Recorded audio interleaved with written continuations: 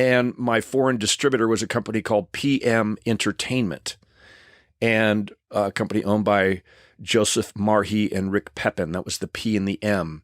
And the other third partner of the company was George Chemie. But they didn't want to have his initial, S for his last name, because then their company would be called PMS. And that might be, taken wrong. So they left it at PM Entertainment. And I was in their offices one day, going over the foreign sales of this movie I had made called Forced to Kill. And because I was also the producer of it. I self-financed it. I made a bunch of deferred deals with post-production sound houses like Third Street Sound, with a gentleman named Steve Ogden, and even Michael Ironside had deferred his payment. Trusting in me that I would make these foreign sales and be able to pay everybody what their contract, what we had agreed on. And I did, and it worked, but it was time consuming. It took a long time. You just don't go in when you make all these foreign sales, they've got 90 days to pay you. And then that's just your foreign sales. And then you get to the domestic ancillary markets. Back in the day, this was VHS, video cassettes, if you could still remember those things. And then to sell your video, they had a 6-month window before you could then go and sell your pay-per-view. And then once it was on pay-per-view, then there was cable. And each one of these, they each had a 6-month window, and before you then could sell your syndicated television. So it's like 2.5 years before you get all your money in. And that was hard to try to be a movie production company when you only have enough financing to make one movie and then sit there and wait for the money to dribble in a little bit at a time. So I was frustrated, and I would show up at PM Entertainment, and I would go over the foreign sales with George Chemie and see how we were doing and when we were going to collect monies, because I was, very eager to pay the people that I had on deferment and be a man of my word. And I would stay on top of it. And I'd show up there once or twice a week sometimes just to look over the sales. And I was in his office, and the movie Free Willy had just come out. And huge box office success, huge movie at the time. And I remember George Chemie looking at the cover of the Hollywood Reporter, I think it was, and he was like, "Oh, we need to make a movie, a children's film, a family movie. We need to do a movie about a small boy and a big animal." Because in Free Willy, it was a story about a small boy and a whale. A big animal. Just kidding around. I said, "Yeah, you ought to do a movie about Bigfoot. He's pretty popular." And he turns around and he looks at me. And this look of excitement. And he goes, "Corey, do you have..." I'm imitating George Chemie, by the way. "Corey, do you have a movie about the Bigfoot?" I said, "Coincidentally, I'm working on a story." Now, that was kind of a lie and kind of not, because the second that he asked me if I had a movie about Bigfoot, or a script, I think he said, "Do you have a script about Bigfoot?" The second he said that, my mind clicked into what story could I come up with. So when I said to him that I was working on it, that was partially true, because from that second forward, I was working on a story about a small boy and Bigfoot. So George, I told him, "Yes, I do." And he got all excited, and he picked up his phone and he called upstairs to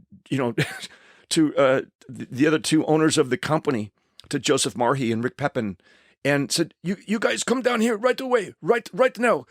Corey's going to tell us a story about a Bigfoot movie that we're going to produce. I'm like, oh my gosh, this is really advancing rapidly here. And I'm thinking, I better come up with a good story. So these other two gentlemen come into the room, and they all three sit down on the couch. And I remember George Chemie turning to his assistant, who had her desk just outside his office door. And he said, "Hold all my calls, you hold them."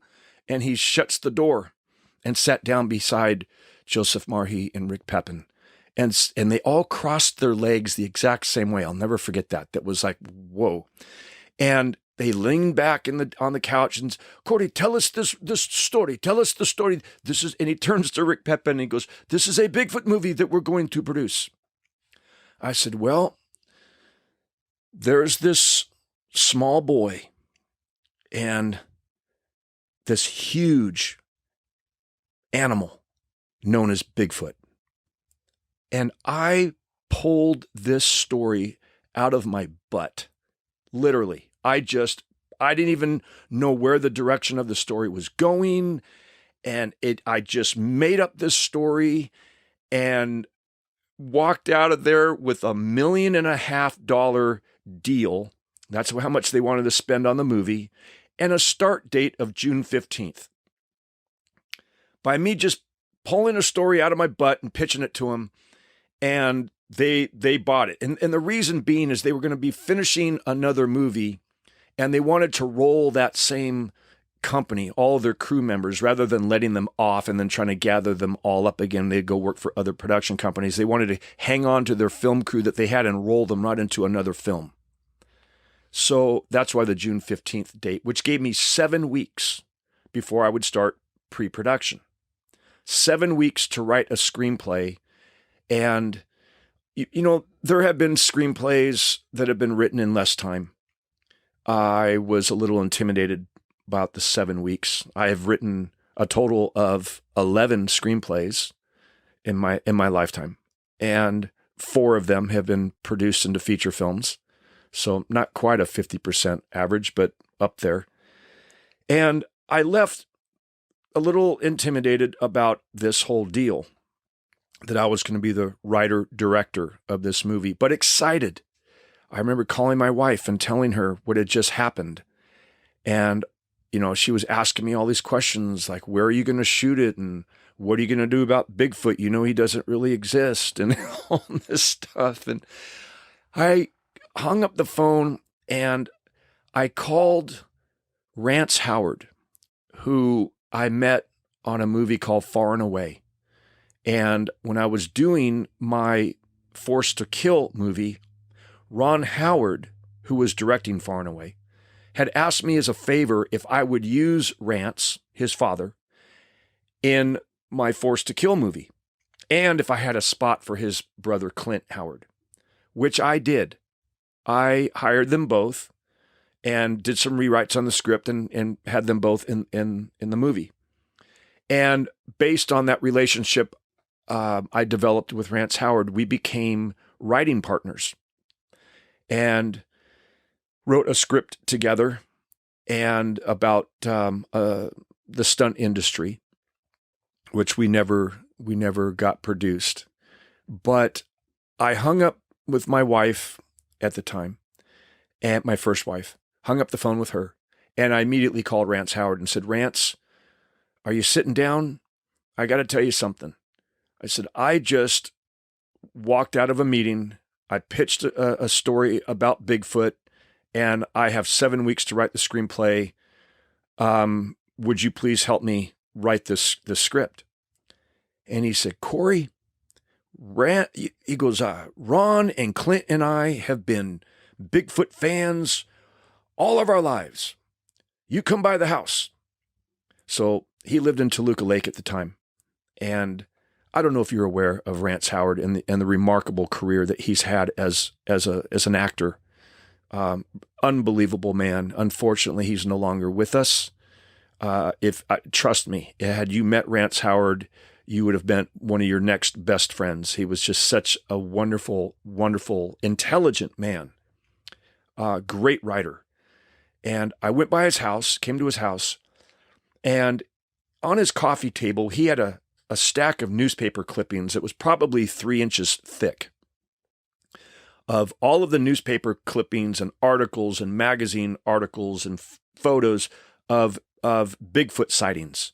That was like their hobby. That was a little hobby that they had, was collecting things about Bigfoot. So he was like a little kid, so excited about helping me write this Bigfoot script and coming up with the story. And at the time, we had this earthquake in Northridge in California. And Ron Howard was working on in post-production on this movie called The Paper, and doing the editing and the sound effects editing and just getting ready to wrap up this film in post-production when they had the earthquake. So he didn't want to stay in his apartment, which was like, on the 30th floor or something downtown. And so he stayed at his mom and dad's house where he grew up. And every morning at 8:30, I would show up, and Jean, Ron's mother, who is also no longer with us, what a sweetheart of a lady she was. You could see her in Apollo 13. She and Rance, they both had parts in Apollo 13. And Jean would fix us breakfast, and we would sit at this little table, the little dinner table, not the dinner table, at the counter, and sometimes at the table. But I remember this one particular part of the story. I'm going to tell you, we were at the counter in the kitchen, and Rance and I were working on this, the story, the structure of the story. And Ron was privy to what it was, because every morning we would talk about it, and he was kind of learning as we would advance the story. And I remember one day we had changed it drastically, and Ron looked up. He was eating a bowl of cantaloupe, and he looked up and he says, "Dad, Corey, you guys you changed the whole subplot of the story." And we're like, yeah, we did. Now we're going to go this direction with it. And he goes, "You can do that? You guys can just change the story whenever you want to?" I'm like, "Well, yeah. I mean, I they just asked me to write the screenplay, and we're going to start shooting, June 15th. So, I took the liberty to make the change." And he goes, "You don't have to check with anybody?" I said, "No."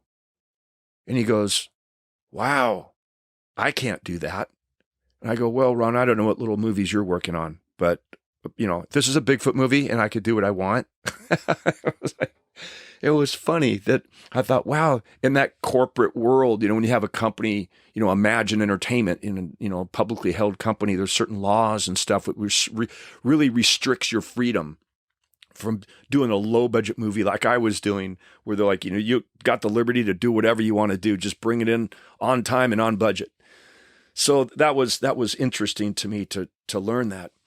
But it was a lot of fun to work with Rance and even design what the Bigfoot was going to look like. And we were working with this special effects company in North Hollywood, and really attention to detail of everything, the evolution of man, and where, when our human beings, became, developed out of monkeys, out of apes.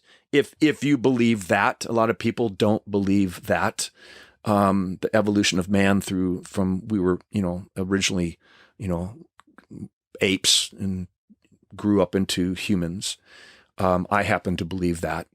And we found that missing link right in it was like, well, you're not really an ape anymore. You're a human, but boy, you kind of look like a big hairy person. So we found that, and we decided that this Bigfoot in our movie was going to be 7 feet tall. And so we were designing this suit to be 7 foot tall, but now I got to find a living, breathing human being to be inside this suit. This Bigfoot suit that cost us $147,000 to make. Now, that might not sound like a lot of money to you, or maybe it does, but when you have $1.5 million budget and $147,000 is being taken out of it to go for a Bigfoot suit, suddenly it means a lot. It's a lot of money. And it was really incredible how they made the eyebrows could move, and the lips could move, and the ears could move. This was all off remote control. So they had these battery packs that they built into the back shoulder blades of this Bigfoot suit. And the head itself was over $40,000. And so we started this casting to find someone. I wanted someone with brown eyes. I didn't want to have blue. I didn't want to have a Bigfoot with blue eyes or with green eyes. I wanted Bigfoot to have brown eyes. And I found this gentleman, and his name was Gary. I think it was Gary Melanson. Gary. And he already was 6 feet 7 inches tall. So at 6'7", we put some lifts on the feet of this costume, this Bigfoot suit, and then on top of his head, they extended the top of the head, so he was exactly 7 foot tall. Well, while I was scouting locations up in Shaver Lake and all of Northern California, trying to find the locations for the script, as we were still writing the screenplay, I would have to fly on location and go check out certain little towns and, creeks and lakes and stuff that we were going to film. And while I said, simultaneously still writing the screenplay, it was crazy. And then working with these special effects men on the Bigfoot suit. And they called me one day and they said, "Corey, we got a problem." And I said, "What's that?" This gentleman that you've hired to be, inside the Bigfoot suit, he's claustrophobic. And I'm like, "Well, so what? That doesn't matter. We're going to be outdoors. We're going to be filming out in the wilderness. He's going to be outside. He won't even be in." No. You don't understand, Corey. When we put the Bigfoot head on him and we Velcro the back and we lace it up nice and tight the way it's supposed to fit him, he can't. He starts to freak out after about 1 or 2 minutes. He wants to take it off. He's claustrophobic. I'm like, well, do I need to get rid of him and find someone who's not claustrophobic? And they said, "Well, you know what? We've already spent over $20,000 on the facial molds and making this head that only fits him. So what we're suggesting is that we make another mask similar that he can take home and wear. And he's going to have to wear it while he's watching TV. And if he can, just go to bed wearing it. He's got to get comfortable wearing this mask." So I called Gary and had that conversation with him. And I said, "Look, we're going to put you on payroll. We're going to put you on payroll for 3 weeks. You're going to get paid to keep, a log of how much time you're wearing this mask every day. You got to do this for me, or I got to replace you and get someone else." So he agreed. He agreed that he would do it. And I had an assistant on the film that would check in with him every day to see what he was doing, where he was, because he was on payroll. We had a right to do that and find out, are you wearing the mask and how are you feeling? And well, he started getting very comfortable with it. And the next thing you know, we are up in Shaver Lake and we're filming. And I've got this young actor, Zachary Ty Bryan. He used to be in the TV show Home Improvements. He's playing the young boy, and that's going to be rescued by Bigfoot out in the woods when he gets lost. And I've got the actor Matt McCoy from The Hand That Rocks the Cradle. He's playing the park ranger, and who's going to be out there and trying to find this lost boy. And David Rashi was playing the millionaire who wanted to have Bigfoot captured and killed so he could have him stuffed and placed in his museum in Chicago. And so, yeah, it was next thing you know, it was quite surreal that we had just finished the screenplay like the week before. And next thing I know, we're on location up in Shaver Lake and we're filming, and it's like, week number 2 or 3 into production. And I'm like, I can't believe we're making this Bigfoot movie. This is just crazy. And it's so much fun. And we're standing there on set, and I was very proud of Gary because he'd been, wearing this Bigfoot suit, sometimes up to 10 hours during the day. And the puppeteers would crack open the mouth and have these fans that they'd blow air in there to try to keep them nice and cool because it would get very hot inside. And we're standing there, and all of a sudden, Matt McCoy turns and looks at Gary and says, and points right at his head and goes, "Your head's on fire." And you don't say that to someone wearing a $147,000 Bigfoot suit who has a history of being claustrophobic. This man completely freaked out and tried to pull this head, this $40,000 remote control head, off of his head. But it was so tightly Velcroed and laced up the back that he couldn't, and only got it like maybe a quarter of the way up his head. Yes, there was smoke coming out of the top of Bigfoot's head. What had happened were the battery packs that were in the back shoulder blades of this suit. The wires, apparently, over the weeks of him wearing it and sweating in it, and I guess the wires rubbing against each other wore through the plastic covering of the wire, and they shorted out, and there was an electrical short which caused the foam inside the suit and the hair to catch fire. So some of the grips and other crew members were trying to wrestle Gary down to the ground to hold him still, and so they could unlace and unvelcro and take this head off of him. Simultaneously, while I'm watching this go down, while I'm watching my Bigfoot actor be tackled to the ground and being held by these grips and a couple of the stunt guys so they could try to get this head off this screaming individual, who it did burn him on the side of his eye a little bit. There was a little brand mark kind of. While this is happening, I hear off to the side a person yelling, "Look out! Look out! Look out!" And we look, a lot of us look that direction because you can't when someone's yelling, "Look out!" Well, what are you talking about?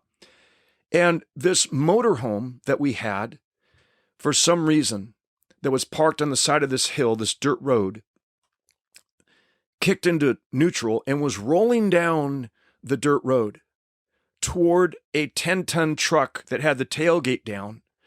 And standing in front of the tailgate that was about at the height of this young man's stomach, there was a gentleman there, this young man that was in the film department with the camera department, and he was changing out a film magazine.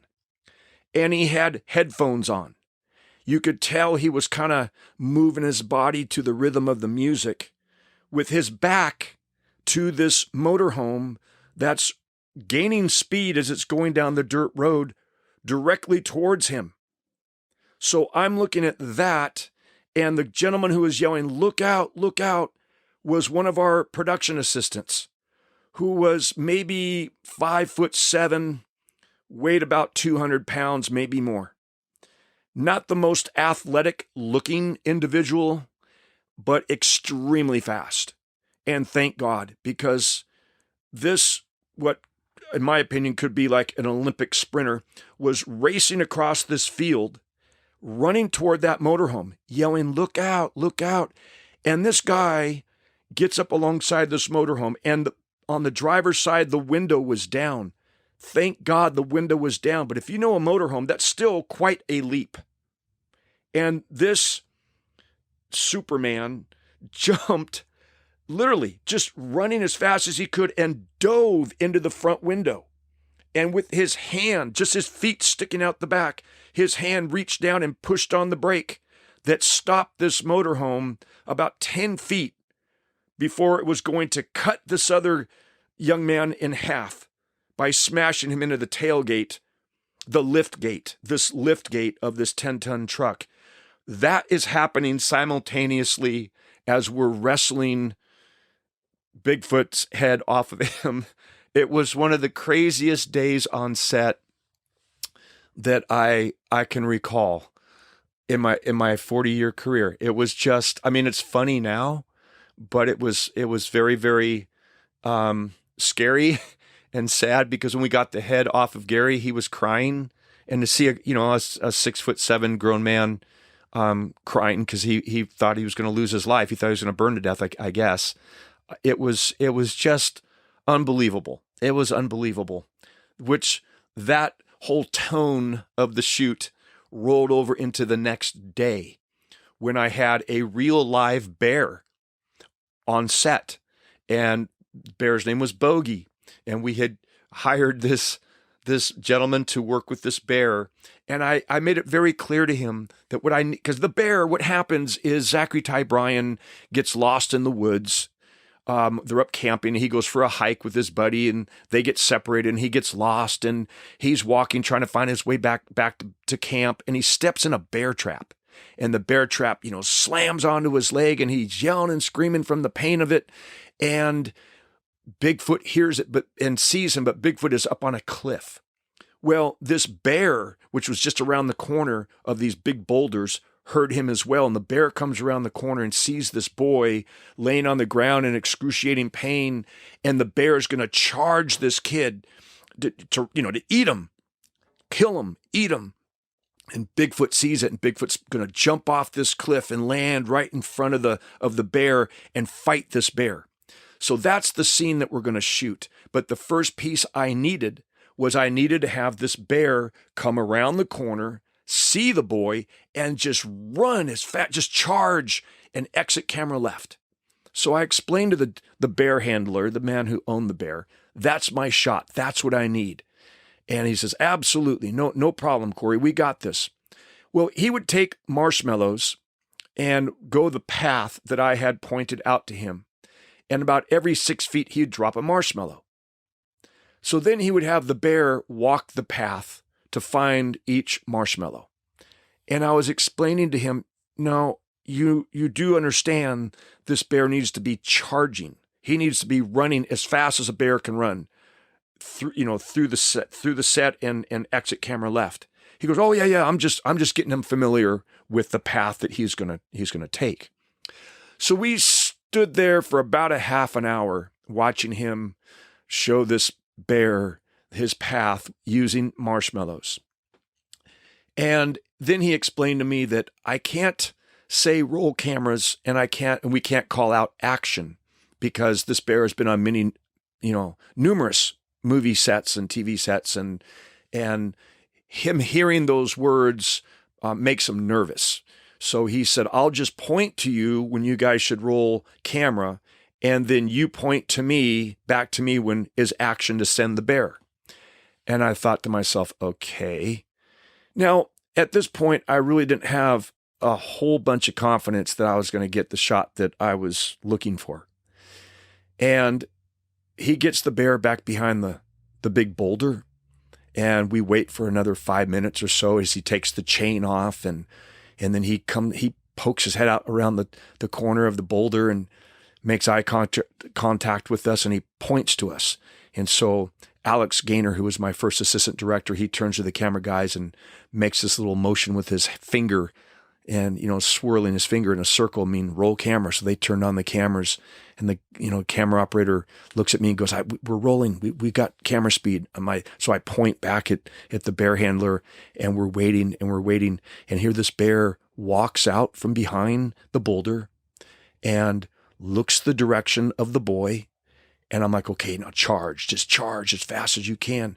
Well, the bear stands up on his hind legs and starts sniffing the air.